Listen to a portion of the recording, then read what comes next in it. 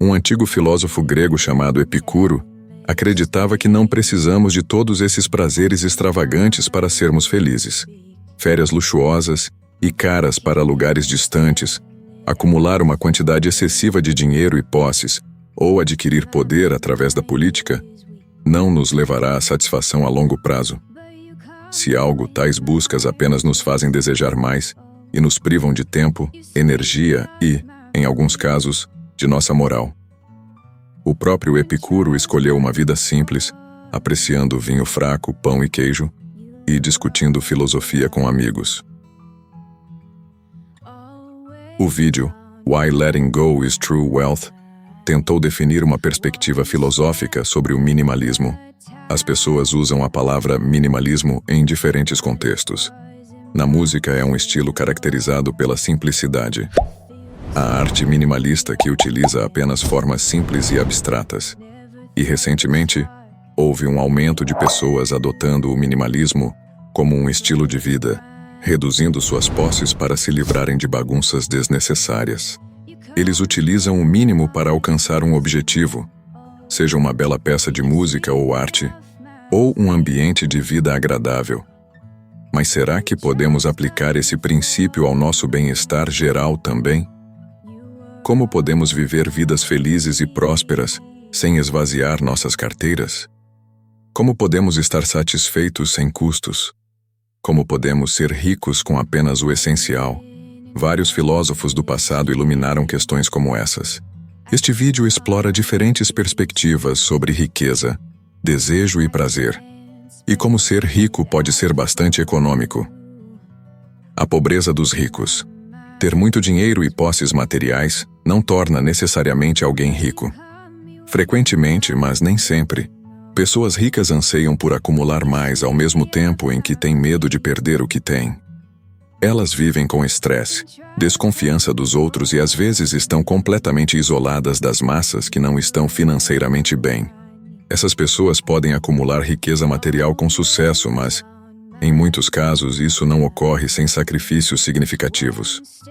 Por exemplo, alguém que trabalha 80 horas por semana mal tem tempo para relaxar. E há apenas um pequeno tempo disponível para passar com a família e os amigos, sendo estes últimos considerados por Epicuro como uma das fontes essenciais de bem-estar. Além disso, de acordo com um estudo no American Journal of Industrial Medicine, trabalhar consistentemente mais de 40 horas por semana é prejudicial à nossa saúde, pois o risco de doença cardíaca coronária aumenta significativamente. Outro estudo publicado no Journal of Occupational and Environmental Medicine descobriu que trabalhar mais de 45 horas por semana, por pelo menos 10 anos, estava associado a um aumento do risco de doenças cardiovasculares. É claro que nem todas as pessoas ricas trabalham demais, e nem todas as pessoas que trabalham demais são ricas. Mas há uma correlação. Um livro chamado The Way of Chuang Tzu, escrito por Thomas Merton, contém uma série das próprias versões do autor das máximas clássicas de Zhuangzi. O filósofo taoísta observou como o mundo valoriza dinheiro, reputação, longevidade e conquistas. O mundo condena a falta de dinheiro, uma posição social baixa, uma reputação de ser inadequado e uma morte prematura. Mais de 2 milênios depois, pouco mudou. Como Zhuangzi afirmou naquela época, as pessoas buscam aquilo que o mundo valoriza e evitam o que condena. E se forem privadas do que procuram, experimentam pânico e desespero. Elas estão tão preocupadas com a vida delas que sua ansiedade torna a vida insuportável, mesmo quando têm as coisas que acham que querem. Sua preocupação excessiva com o prazer as torna infelizes. Os ricos tornam a vida intolerável, se impulsionando para conseguir mais e mais dinheiro que eles não podem realmente usar. Ao fazer isso, eles se alienam de si mesmos e se esgotam em seu próprio serviço como se fossem escravos de outros. Portanto, parece haver desvantagens significativas no conceito de trabalhar arduamente para aproveitar intensamente. Vale a pena o lazer conquistado com tanto esforço? E se não valer a pena, e escolhermos não perseguir o que o mundo valoriza, seremos então condenados a uma vida de miséria? Ou será que podemos encontrar prazeres mais acessíveis que proporcionem a mesma satisfação? Os prazeres mais acessíveis. Algumas pessoas argumentariam que o filósofo transcendentalista americano Henry David Thoreau era um minimalista.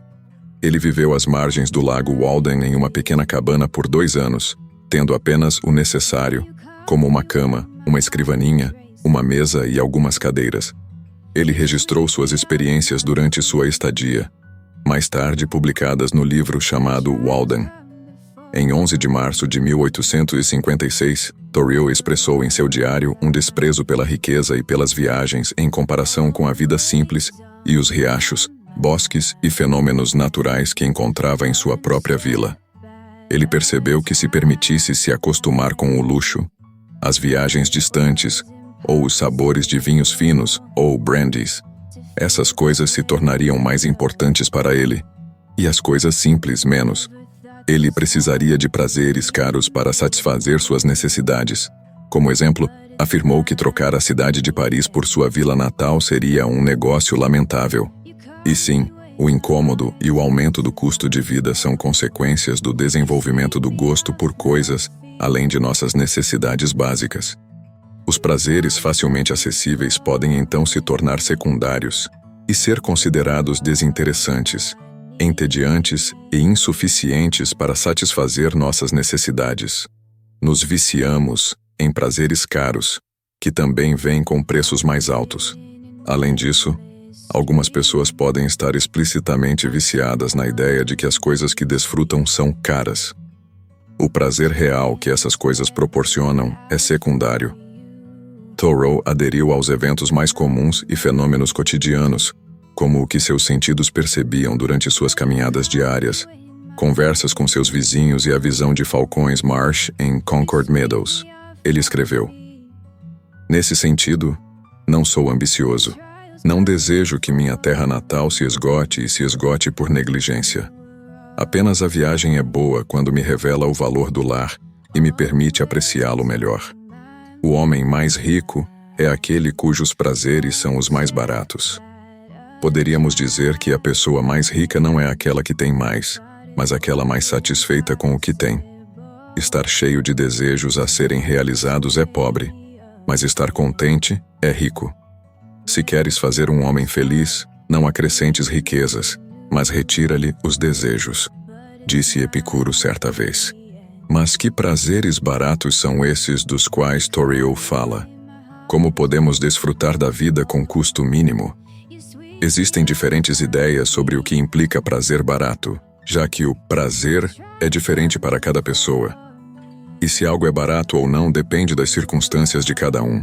O autor do século XIX, geólogo e pensador evolucionista Robert Chambers, por exemplo, afirmou em um diário que a leitura é uma maneira econômica de obter prazer. Ele afirmou: "A leitura, na verdade, é hoje em dia quase tão livre quanto o ar. Parece então que todos os melhores prazeres são os mais baratos. A natureza parece nos dizer que só precisamos restringir nossos desejos ao que é bom, puro e elevado, para ficarmos satisfeitos sem custo." A sugestão de Chambers está alinhada com as opiniões de Arthur Schopenhauer sobre o prazer. Em um de seus ensaios, ele argumentou que os prazeres mais elevados são os prazeres da sensibilidade, ou prazeres intelectuais, como o pensamento, o gosto pela poesia, a aprendizagem, a leitura e a meditação.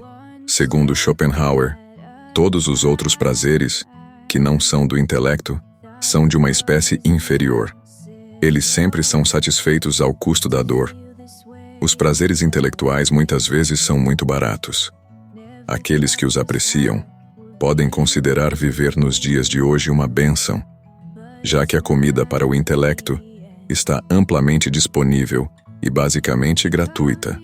No entanto, o que Schopenhauer chama de prazeres inferiores podem mesmo assim ser baratos. Por exemplo, desfrutar de uma boa refeição não precisa ser caro se você a preparar você mesmo, especialmente quando é uma refeição simples, algo que Epicuro endossaria. O preço de caminhar é a energia muscular, mas não é muito, e além disso é uma atividade gratuita. O melhor de todos. Qual prazer é o mais agradável, mas também muito acessível? Epicuro pode ter uma resposta para essa pergunta. Sua filosofia distinguia prazeres em movimento de prazeres estáticos. Prazeres em movimento envolvem atividade para satisfazer um desejo, como comer em um restaurante quando está com fome. Prazeres estáticos, por outro lado, ocorrem quando um desejo é satisfeito. Por exemplo, no momento em que alguém não está mais com fome. De acordo com Epicuro, os prazeres mais elevados são os prazeres passivos. Em outras palavras, a ausência de desconforto ou, simplesmente, contentamento. Assim como a visão de Schopenhauer sobre o prazer, Epicuro pensava que os prazeres em movimento exigem muito esforço. Persegui-los também pode ser perigoso. Claro, o grau de esforço e perigo depende do próprio prazer. Por exemplo, abrir a geladeira e pegar algo para comer não exige muito esforço e, na maioria das vezes, não é muito perigoso. Mas viajar pelo mundo requer que ganhemos e economizemos muito dinheiro. Nos movamos de um lugar para outro, negociemos com pessoas e nos mantenhamos seguros em áreas estrangeiras. O prazer estático, por outro lado, não exige esforço algum. É simplesmente a sensação de contentamento depois que nossas necessidades são satisfeitas. Schopenhauer, por sua vez, reconhece que a felicidade consiste, em grande parte, em paz de espírito e contentamento. Mas para alcançar isso, precisamos reduzir um forte impulso da natureza humana, que ele chamou de vontade de viver. E isso é desafiador, pois requer um grau de ascetismo que provavelmente não está reservado para a grande maioria da humanidade. Então, como alcançamos o prazer estático? Existe uma maneira de ficar satisfeito o máximo possível sem se tornar um asceta? Se Thoreau, Chambers, Schopenhauer, Zhuangzi e Epicuro ainda estivessem vivos, eles possivelmente concordariam que saciar nossos desejos por meio de prazeres simples e acessíveis é a melhor opção. Tais prazeres são fáceis de encontrar e amplamente disponíveis.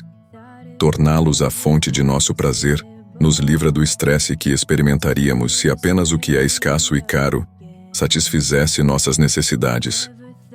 Quanto mais baratos forem nossos prazeres de escolha, menos tempo e esforço precisamos para obtê-los, e mais aproveitamos não desejando mais nada. Se isso não é a forma final de minimalismo, então o que é?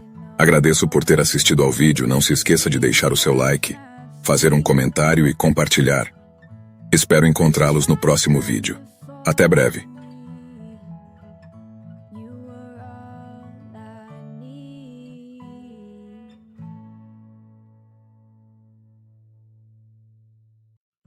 Caught me in an endless dream.